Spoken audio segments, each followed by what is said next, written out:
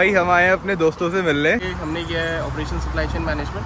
Food science नहीं करना चाहते तो क्या करें? घर पे बनाई है मोनू ने। मोनू अकेला बैठ के खाएगा।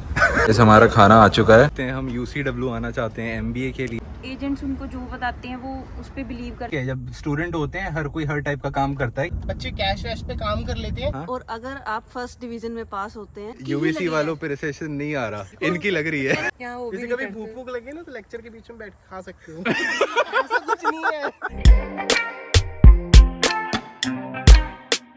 Hi everyone, I am Siddharth. And I'm वर्तिका।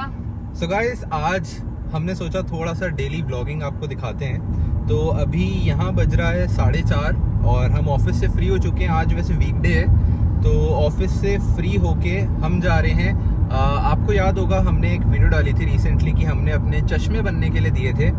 तो एम्प्लॉय बेनिफिट से, राइट, एम्प्लॉय बेनिफिट से, उसका लिंक डाल दूंगा ऊपर, चेक कर लेना। तो वो चश्मे आज कलेक्ट करने जा रहे हैं और चश्मे कलेक्ट करके वर्तिका आगे का प्लान आप बताओ क्या है? तो पहले हम अपने चश्मे उठाएंगे, जो प्रिस्क्रिप्शन वाले क्लासेस थे हमारे वो उठाएंगे। उसके बाद हम लोग एक्चुअली अपने 2 फ्रेंड्स से मिलने जा रहे हैं। वो एक्चुअली उन्होंने हमारे साथ एमिटी यूनिवर्सिटी से ही बैचलर्स की थी, तो हम लोग बैचलर्स सब साथ में हम सब जानते हैं एक दूसरे को। और अब वो लोग भी यहाँ पे एक कोर्स करने के लिए कनाडा मूव हो गए हैं, तो वो लोग सरी में रहते हैं। तो चलो बस अभी रास्ते में ऑन द वे हैं और चलते चलते आपसे बात करेंगे। Let's go. सो गाइज, ये जो आप देख रहे हो ना HOV लेन लिखा है, ये जो साइन आ रहा है, जैसे कि अभी हमने आपको दिखाया था, ये जो HOV लेन का जो साइन होता है ना, तो कनाडा में क्या होता है कि हाईवेज में अगर आपकी कार में 2 या 2 से ज्यादा लोग हैं तो आप इन HOV लेन्स पे ड्राइव कर सकते हो। और ये थोड़ी फास्ट मूविंग लेन्स होती हैं, क्योंकि जो भी सिंगल ड्राइव करने वाले होते हैं मोस्टली वो लोग ज़्यादा ही होते हैं, तो वो लोग इस पर ड्राइव नहीं कर सकते हैं और सिर्फ 2 या 2 से ज़्यादा वाले लोग ही ड्राइव कर सकते हैं। तो आपका थोड़ा सा टाइम बच जाता है। अगर बाकी के लेन्स में ट्रैफिक है तो आप जल्दी से निकल जाते हो। फास्ट लेन होती है मेनली कि फास्ट लेन, ज़्यादा लोग हैं तो इस लेन में चला लो, जल्दी पहुंच जाओगे ट्रैफिक से थोड़ा हटके। बट वर्तिका यार तूने फुल फॉर्म तो बताई नहीं, क्या फुल फॉर्म होती है HOV की? अच्छा, तो इसकी जो फुल फॉर्म होती है वो हाई ऑक्यूपेंसी व्हीकल लेन होती है। ये वर्तिका पढ़ के बता रही है, इसको पता नहीं था तभी इतना हंस रही है। हाँ मतलब मुझे याद नहीं था, मैंने जब रोड टेस्ट दिया था तब पढ़ा था, तो हो गया 2 साल हो गया रोड टेस्ट दिए हुए, तो भूल गई हूँ मैं। बट इसका नाम होता है हाई ऑक्यूपेंसी व्हीकल लेन।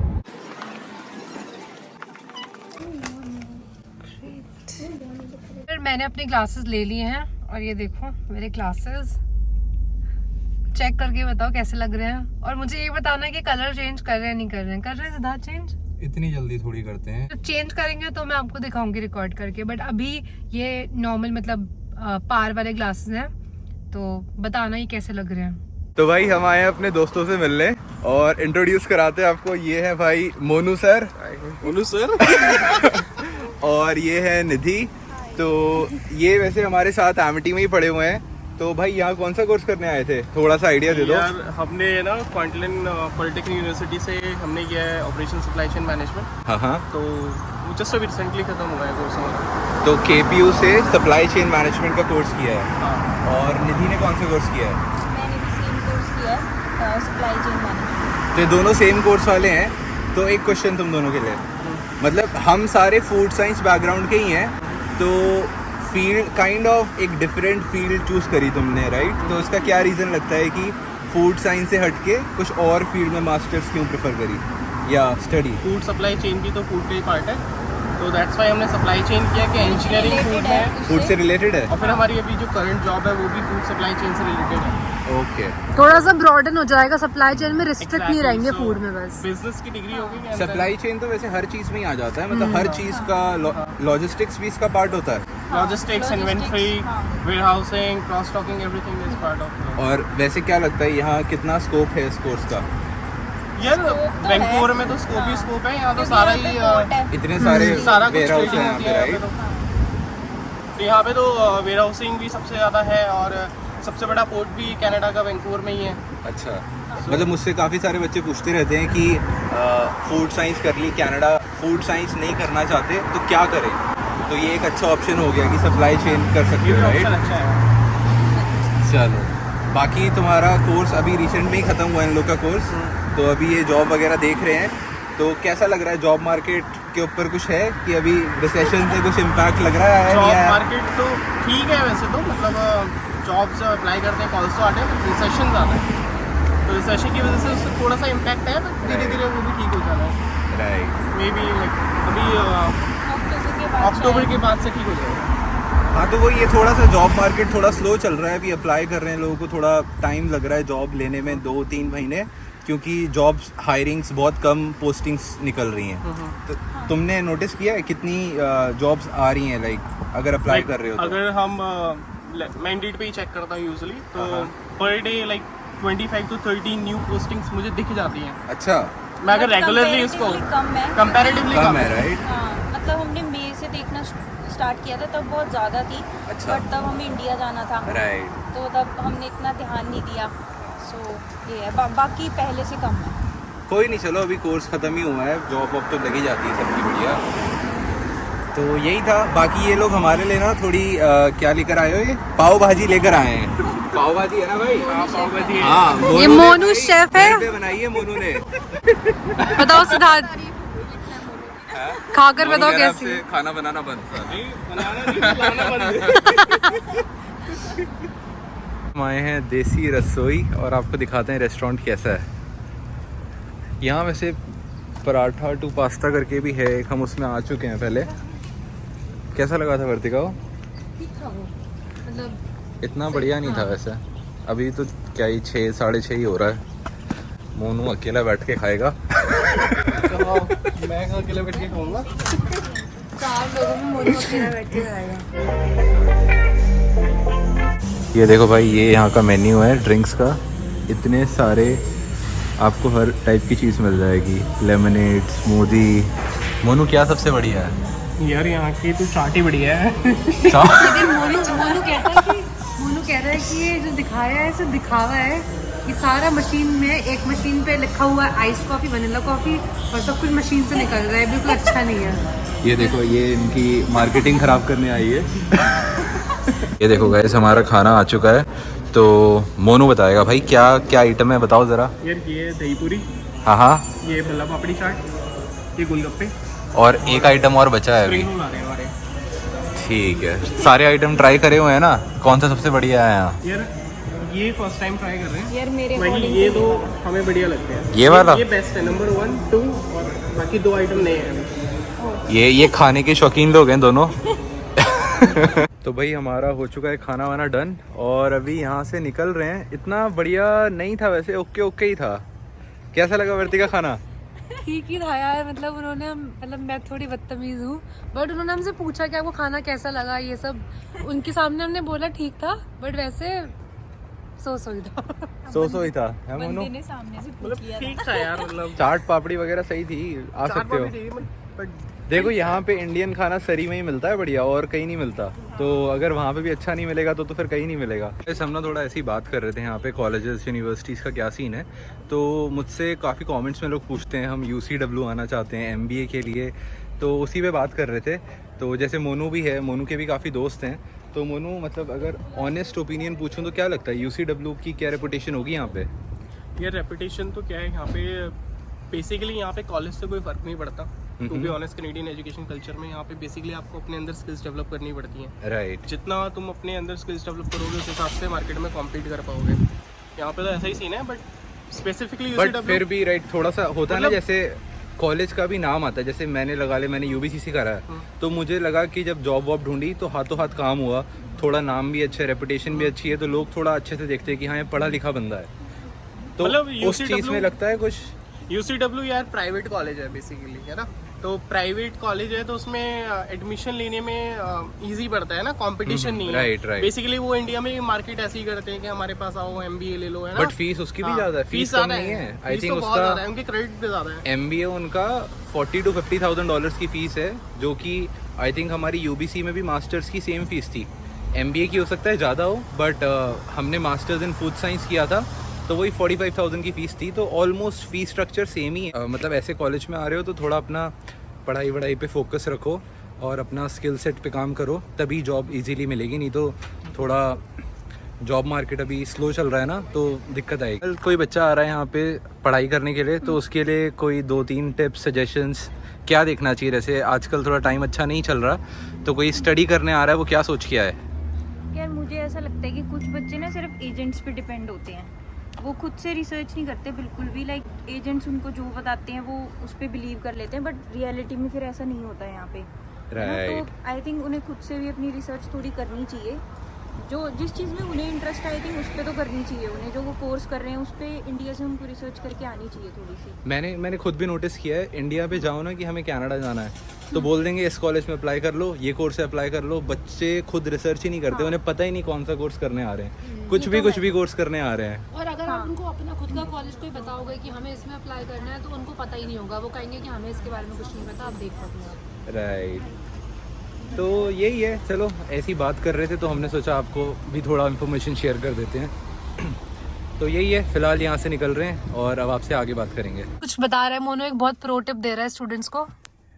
जैसे लोग कहते हैं ना कि कनाडा हो तुम्हें सरप्राइजेस बहुत सारे मिलते हैं काफ़ी सारी चीज़ों से, तो मैं तो ये कहूँगा कि अपनी रिसर्च इतनी सॉलिड करके आना कि यहाँ पे आके सरप्राइज की गुंजाइश ना हो। रिसेशन बहुत अच्छा चल रहा है यहाँ पे, तो नए बच्चे जितने भी आ रहे हैं भाई वो अपनी रिसर्च पूरी करके आओ। क्या कर रहे हो, क्यों कर रहे हो, कौन से कॉलेज से कर रहे हो, आगे जाके क्या करना है, सब पता होना चाहिए। 1 साल का प्लान लेके आओ तभी जाके कुछ कर पाओगे, नहीं तो कुछ नहीं है। अच्छा, तुम लोगों ने खुद ही अप्लाई किया था या किसी एजेंट के थ्रू या किसी कंसल्टेंट के थ्रू अप्लाई करवाया था? हमने ना करीब 1 साल रिसर्च में लगाया था कि कौन सा कोर्स हमें करना है, कौन से प्रोविंस में जाना है, कौन सा कॉलेज चाहिए, राइट। तो सारी चीज़ें देख समझ की फिर उसमें एडमिशन लिया था। और इनफैक्ट यहाँ पे आके जो पार्ट टाइम जॉब है ना, वो भी हमने वही ली थी जो हमारे फील्ड से रिलेटेड हो।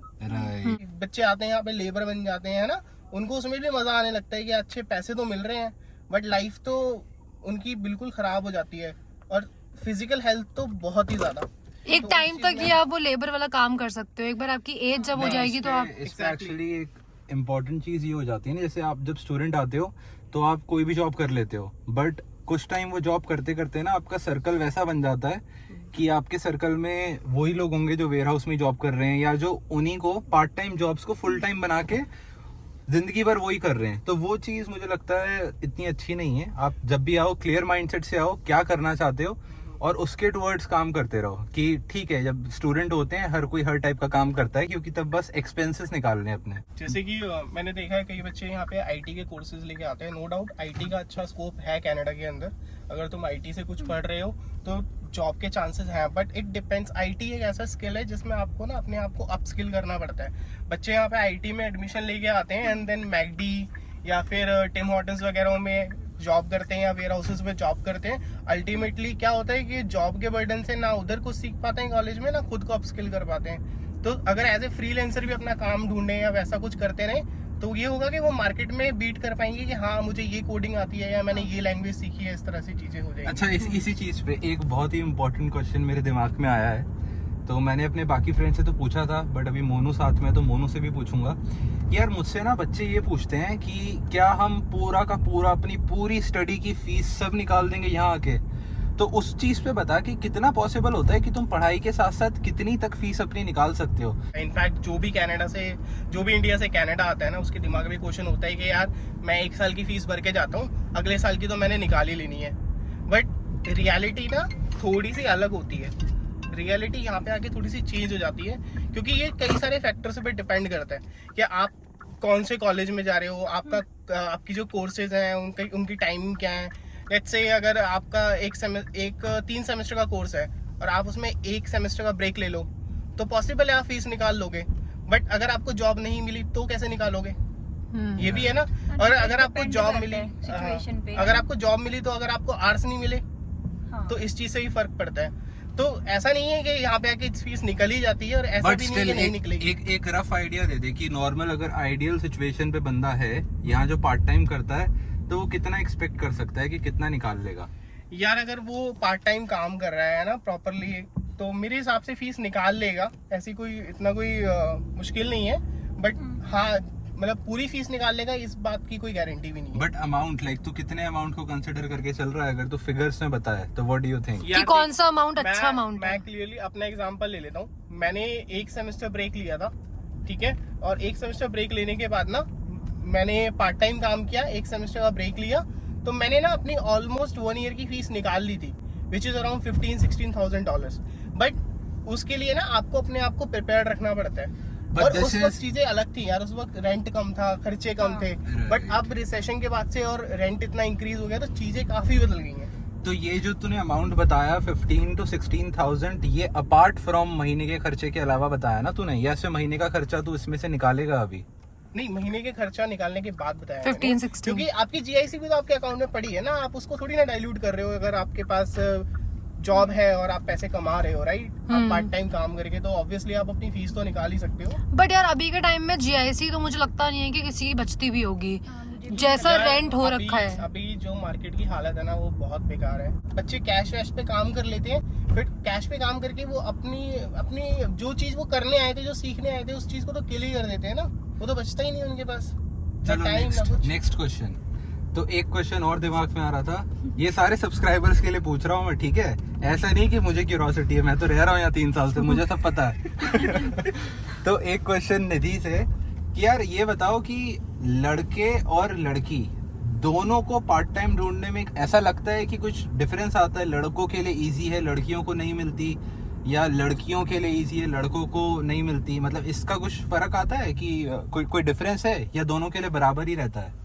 नहीं, अगर मैं अपना एग्जांपल लूँ है ना, तो मैंने और मोनू ने मोस्टली सेम जगहों पे अप्लाई किया था, तो मुझे ऐसा यहाँ पे नहीं लगा कि आई थिंक लड़कियों का ज़्यादा है या लड़कों का ज़्यादा है, ऐसा कुछ मुझे फील नहीं हुआ। क्योंकि मैंने देखा है यहाँ पे इंडिया जैसा नहीं है, कि मोस्टली इंडिया में क्या होता है कि बहुत सारी जॉब्स में ये होता है कि लड़कों को प्रेफर करते हैं, बट मुझे यहाँ पे ऐसा नहीं लगा। तो मतलब यही है कि यहाँ पे इक्वल अपॉर्चुनिटीज है, भले ही आप लड़के हो लड़की हो, आप अप्लाई करोगे तो वो इतना नहीं कंसिडर करते कौन है, आपको काम आना चाहिए, स्किल सेट होना चाहिए, आपकी जॉब लग जाएगी, let it be part time job हो या फुल टाइम जॉब हो। इवन आई थिंक अगर आप वेयर हाउस वगैरह में भी काम कर रहे हो तो उनको उससे मतलब नहीं है कि आप लड़के हो या लड़की हो। बिल्कुल भी नहीं है। आई थिंक अगर वेयर हाउस में भी लड़की जॉब कर रही है ना, तो वो उसको लेबर इंटेंसिव काम की जगह कुछ और टाइप का काम दे देंगे कि तुम स्कैनिंग कर दो, तुम कुछ और कर लो, मगर वो यूटिलाइज कर लेंगे।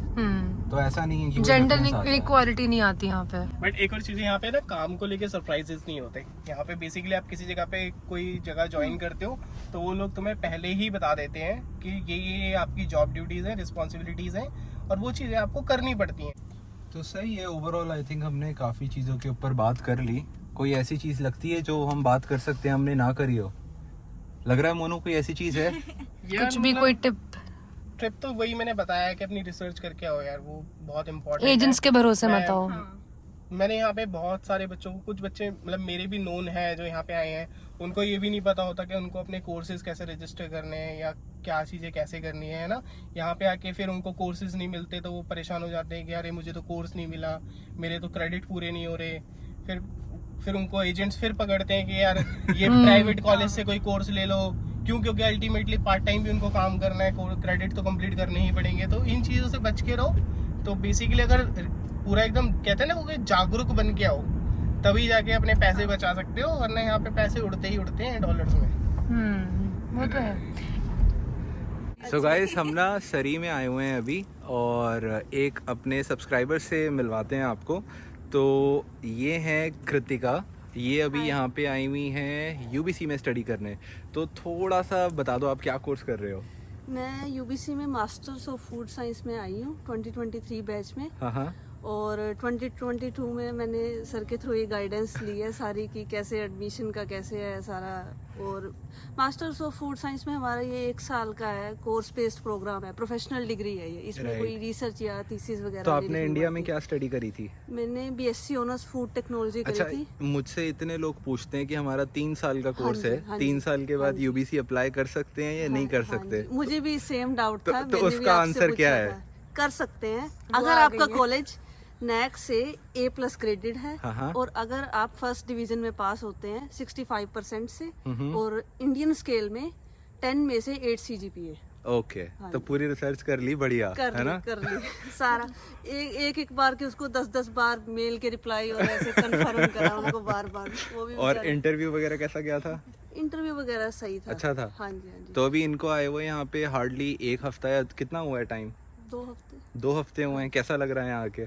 सही है। सही अच्छा है। अभी तो नए नए है ना, अभी ये जैसे सरी में रह रहे हैं ये, तो अभी घर वगैरह फाइनल नहीं हुआ है, तो यहाँ से यूबीसी जाने में बस से 2 घंटे लगते हैं, तो थोड़ा दर्द होता है। ये होता है जब जैसे R4 जब से R4 पे चढ़ जाते हैं तब से इंडियन दिखने बंद हो जाते हैं। चलो अब आप अभी आए हो, 1 साल में खत्म हो जाएगा, जॉब वॉब लग जाएगी तब तक। अभी थोड़ा रिसेशन की वजह से जॉब्स भी थोड़ी कम चल रही हैं, हाँ जी। बट यूबीसी के जितने हैं आपके जो इस साल ग्रेजुएट हुए हैं ऑलमोस्ट लग गई है आधे से ज्यादा बच्चों की। उन्होंने अजीता मैम ने भी बताया कि हमारे कोर्स में से अभी तक एक भी बच्चा नहीं है जिसकी नहीं लगी है। ये कह रहे सबकी ही यूबीसी लगी वालों पे रिसेशन नहीं आ रहा इनकी लग रही है। बीसी में भी मतलब ये बीसी जो प्रोविंस है उसमें ही काफी तो सेटल हो गए हैं हाँ कि मतलब ज्यादा दूर भी राइट नहीं जाना राइट पड़ता। राइट। नहीं, आई थिंक हमारे में सारे लोग मोस्टली वैंकूवर के आसपास ही हैं, कुछ ही लोग होंगे गिने चुने जो टोरंटो वगैरह मूव हुए हैं। वही सबका किसी का पर्सनल भी होता है कि किसी Right, ने right, नहीं करना है।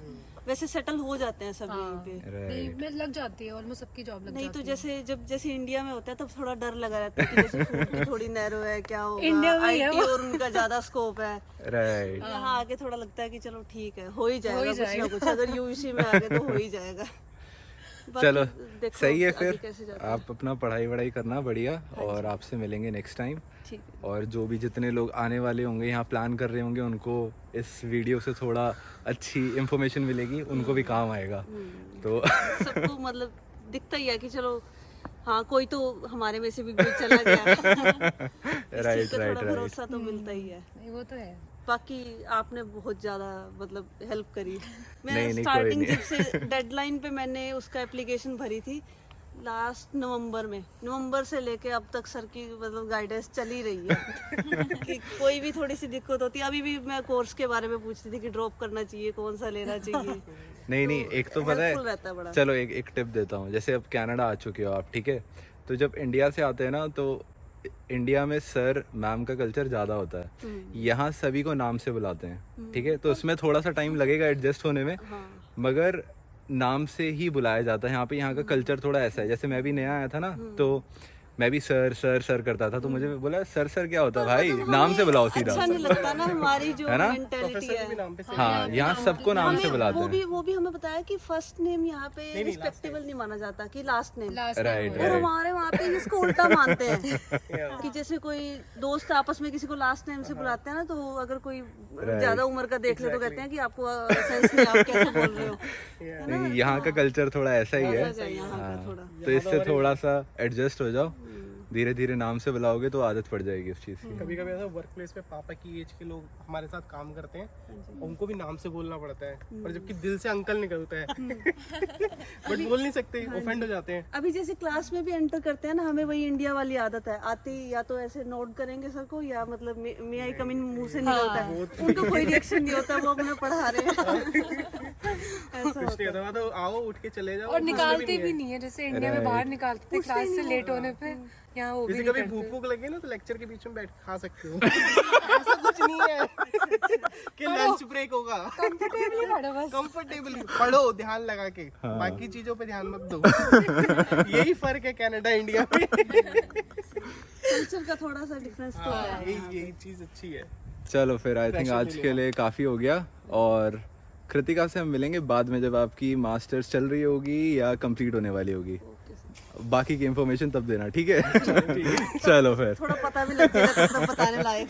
तब तो ऑनेस्ट रिव्यू आएगा, अभी तो 2 हफ्ते वाला रिव्यू है। राइट। चलो फिर अभी वीडियो को एंड करते हैं, हम यहाँ से निकल रहे हैं।